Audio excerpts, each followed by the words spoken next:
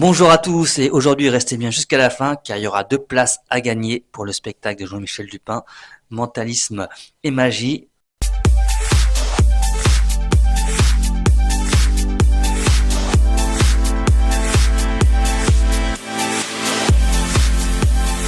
Bonjour à tous et bienvenue dans l'Instant Paillette et aujourd'hui j'ai l'immense plaisir de recevoir ce monsieur, il est magicien, mentaliste, il va nous parler de son spectacle sur Arsène Lupin. Bonjour Jean-Michel. Bonjour Marc. Alors toi t'as commencé très tôt dans la magie, Ouais, j'avais une dizaine d'années à peu près. mais toi t'as pas fait comme tout le monde. T'as pas été dans les boîtes de magie pour enfants, non, t'as été directement dans le dur. Est-ce que tu peux Ouais, nous je n'ai pas raconter? été passionné du tout par les boîtes qui se vendaient dans les grandes surfaces. Et en fait, j'ai eu la chance de rencontrer une personne dans un mariage qui faisait de la magie, une animation, et qui m'a dit, si tu veux commencer, voilà l'adresse d'un magasin. Et donc, je suis allé à ce magasin, j'ai cherché des tours, enfin, on m'a conseillé quelques tours pour débutants. Et en fait, j'ai commencé comme ça. Et puis c'est pas un magasin, c'est le magasin quand même. C'était le magasin, c'est, je pense, ça fera vérifier, mais que c'est le magasin le plus ancien de France, hein, puisque c'est Mayette Magie, donc c'est un magasin maintenant qui est pris par Dominique Duvivier, qui est entre parenthèses un très grand cartoman. Et j'allais dans ce magasin donc pour acheter mon premier matériel. D'accord. Et donc là ça se passe comment? T'apprends tout seul? T'as des professeurs? Non, pas du tout. J'ai appris vraiment tout seul. J'ai eu quelques cassettes vidéo à l'époque, bien sûr, mais c'était surtout, c'était les livres, c'était les notices, et je me suis voilà, débrouillé tout seul. Voilà, c'est des heures de patience dans ma petite Oui, chambre c'est à incroyable. travailler. Parce Voilà. qu'il faut se remettre dans le contexte. À ton époque, il n'y a pas Internet, il n'y a pas les tutos YouTube, donc tu te débrouilles vraiment tout seul. Ah ouais, s'il n'y a pas de tuto qu'on peut aller voir sur Internet, non, c'est vraiment, on est tout seul et puis on se débrouille, on sait pas trop en plus ce qu'on fait, si c'est bien, pas bien, enfin voilà quoi. Et à quel moment tu t'es commencé à te produire en public? Alors j'ai commencé à me présenter en public dans des fêtes vers 14-15 ans. Donc là, ça restait plutôt des fêtes où j'étais pas du tout payé, c'était amical, familial, c'était voilà des choses comme ça. J'ai fait comme justement la personne que j'avais connue. J'ai proposé des animations donc dans des mariages, mais au départ c'était des mariages de personnes de ma famille quoi. Voilà, il faudra attendre plus de 20 ans pour que je commence à dire bah maintenant je peux le faire vraiment pour des inconnus et de me faire financer quoi. D'accord. Et là, tu as écrit un spectacle sur Lupin, Arsène Lupin, parce que tu es aussi agréé en lettres. Oui, tout à fait. Donc je suis donc oui, j'ai fait des études de lettres, je suis passionné par la littérature et particulièrement par Maurice Leblanc, donc qui a écrit tous les romans sur Arsène Lupin. Voilà. Donc j'ai commencé d'abord par, je connaissais bien sûr Maurice Leblanc, mais j'ai d'abord vu donc une ancienne série télévisée, donc qui date des années 70-80, qui était par notre regretté Georges Descrières. Donc il y en a qui Oui. vont certainement faire ah oui Tilt. Voilà, tout le monde dit que c'est lui qui était vraiment le vrai Arsène Lupin. Et après, j'ai replongé dans les livres, parce que c'est quand même un petit peu différent. Mais quand j'étais gamin, ouais, je jouais à Arsène Lupin, quoi. Est-ce que tu peux nous raconter un peu ton spectacle? Comment ça se passe? Alors, donc c'est un spectacle on va dire surtout de mentalisme. C'est, j'essaye de raconter un petit peu qui était Arsène Lupin, parce qu'en fait on ne sait pas vraiment. Arsène Lupin, on pense tout de suite au cambrioleur, ce qui est vrai, mais il faut savoir que c'est pas forcément celui qui est pickpocket, qui va aller dévaliser comme ça une maison.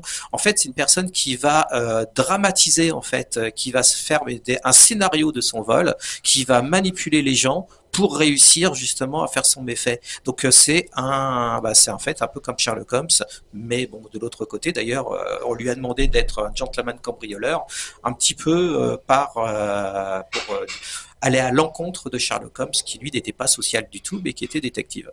Et donc il va se mettre à manipuler les gens, et ça va être pour moi un très grand mentaliste. La preuve, c'est qu'il a même réussi à mentaliser son auteur. Voilà. La bande-annonce tout de suite. On se retrouve juste après.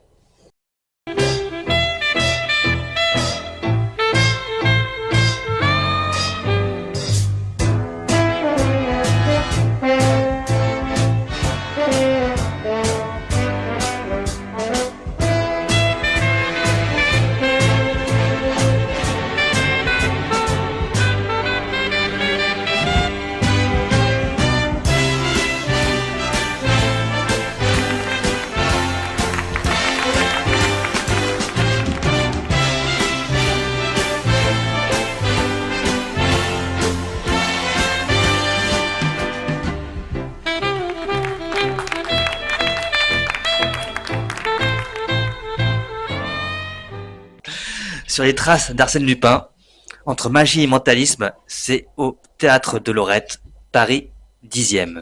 On est d'accord que c'est un spectacle à la fois pour les enfants et pour les adultes. Oui, c'est un spectacle parfaitement familial. J'ai la chance des fois d'avoir 4 générations, donc je trouve ça vraiment super parce que le mentalisme, de toute façon, maintenant, même à partir de 8 ans, les enfants ils comprennent tout à fait. Hein. La magie pour enfants, ça aussi, ça a beaucoup évolué parce qu'en fait, ils recherchent une magie comme pour les adultes.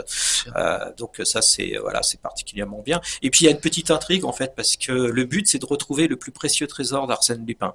Donc à travers des expériences de mentalisme avec le public, donc c'est très très interactif, on va retrouver donc le plus précieux coffret et le plus précieux trésor d'Arsène Lupin. Wow. Et on est d'accord que même si on connaît rien à l'univers d'Arsène Lupin, on peut comprendre le spectacle. Ah bien sûr, tout Ouais. à fait. Ouais. En plus, je donne pas mal d'anecdotes, j'explique pas mal de choses. Et moi, ma plus grande reconnaissance, c'est quand il y a une personne justement qui ne connaissait pas du tout l'univers d'Arsène Lupin, vient me dire à la fin, ah ça me donne envie d'aller à Étretat et puis d'aller visiter le Clos Lupin et notamment aller voir l'aiguille creuse d'Étretat, quoi. N'hésitez pas à aller voir ce spectacle qui est vraiment très très bien. Et d'ailleurs, toi, tu viens avec des cadeaux puisque tu vas nous faire gagner 2 places pour ton spectacle. Donc le spectacle, c'est le week-end, le samedi et dimanche à 15h Ouais, c'est ça. au Théâtre Lorette. Et pour participer, c'est très très simple. Vous vous abonnez à la chaîne, vous partagez la vidéo et vous aurez un tirage au sort et le gagnant aura 2 places pour aller voir le spectacle de Jean-Michel Lupin. Avec plaisir, c'est un voyage que je propose. C'est un voyage dans le rêve d'Arsène Lupin. Est-ce qu'il a existé ou pas? Je vous le dirai pas. Donc toi, quand même, Jean-Michel, tu es mentaliste. Mais pour les gens qui connaissent pas le mentalisme, ça consiste en quoi? Alors, le mentaliste, alors ça reste de l'illusion, on est bien d'accord. C'est donc une branche de la magie.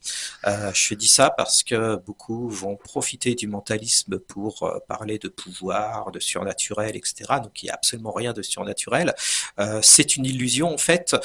Si j'essaye de donner une définition exacte, c'est de faire croire. Donc, j'ai bien dit faire croire à un 6e sens en utilisant simplement que les 5 sens des personnes. Voilà. Donc il n'y a pas de pouvoir, ce sont des techniques. Donc il y a des techniques de magie, mais beaucoup de techniques aussi de psychologie. Donc moi-même j'ai une formation en PNL, donc c'est la programmation neurolinguistique. J'ai une formation en psychanalyse. Enfin voilà. Donc en fait j'ai complété tous mes savoirs de la prestidigitation. J'ai complété avec tout un savoir psychologique pour arriver donc à faire des spectacles de mentalisme. Voilà. Donc le mentalisme, alors pour donner, alors ça c'est pour dire un petit peu la définition. En fait, ça consiste surtout à essayer de lire le comportement des gens, parce qu'on sait qu'il y a à peu près, quand on va dire dans le langage, les mots ne comptent à peu près que pour 20%, en gros. Hein, je vais pas chercher les détails.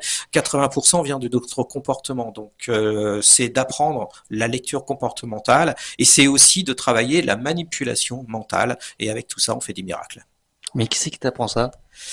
C'est comme le reste, c'est-à-dire que on va voir les mentalistes, on travaille. Donc moi j'ai lu tous les livres de Freud, donc je connais parfaitement les livres de Freud. J'ai lu Jung, j'ai travaillé pas mal j'ai fait des formations sur la PNL, sur la programmation neurolinguistique, et je l'ai adapté après par rapport à la magie de ce que je connaissais.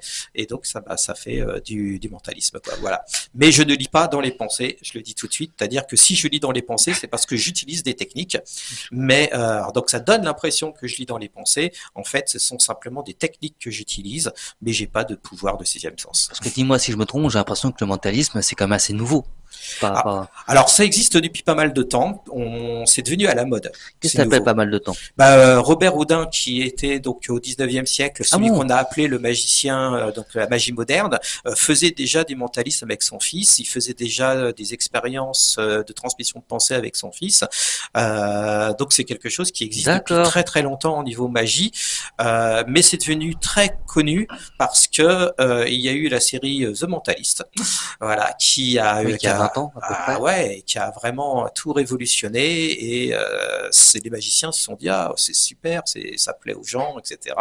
Et beaucoup se sont mis à faire le mentalisme, qui commence un petit peu à perdre de son prestige pour être remplacé par l'hypnose, qui est encore autre chose.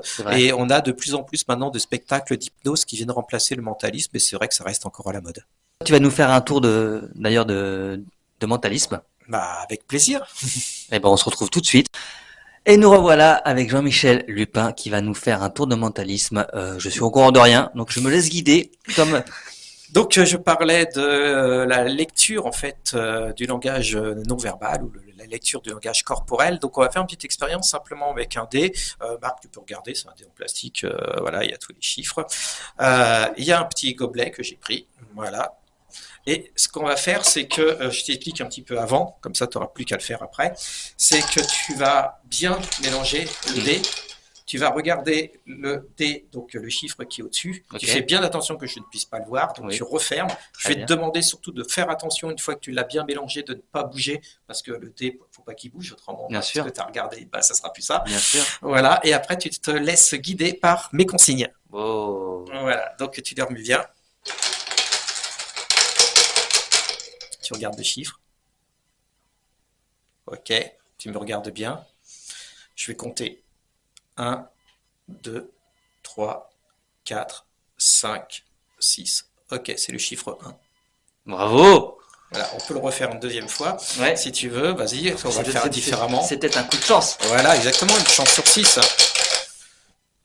Voilà, c'est bon. C'est bon? C'est bon. Regarde-moi bien. Ok. Alors, 6, 5, 4, 3, 2, 1. C'est le chiffre 4. Ouais. C'est bluffant. Alors, il y en a beaucoup qui pensent que je vais regarder principalement que les yeux. En fait, le langage corporel, c'est un petit peu tout. Donc, si ça te gêne pas, on peut le faire une troisième fois. Bien sûr. Mais cette fois-ci, ce que je vais te demander, c'est que tu vas faire la même chose au départ. Mhm. Ensuite, tu vas fermer les yeux, Mhm. d'accord? Et c'est toi qui vas compter de 1 à 6. D'accord. Allez, c'est parti.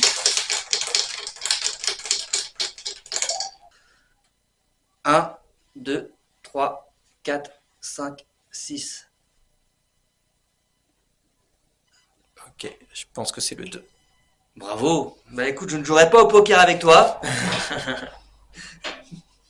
Parce que là, c'est bluffant. 3 fois bon. Merci beaucoup. Je vous rappelle que son spectacle est au Théâtre Lorette le samedi et dimanche à 15h. Jean-Michel Lupin sur les traces d'Arsène Lupin. Et qu'il y a 2 places à gagner. Si vous avez envie de passer un bon moment, partagez la vidéo, likez-la et vous serez peut-être tiré au sort. Voilà, et moi je vous recevrai avec plaisir. Jean-Michel, merci beaucoup. Bah, merci C'était à toi, vraiment Marc. un plaisir de te recevoir. Et nous on se dit à bientôt pour un instant paillette. Merci, Au au revoir. T'as tout dit ?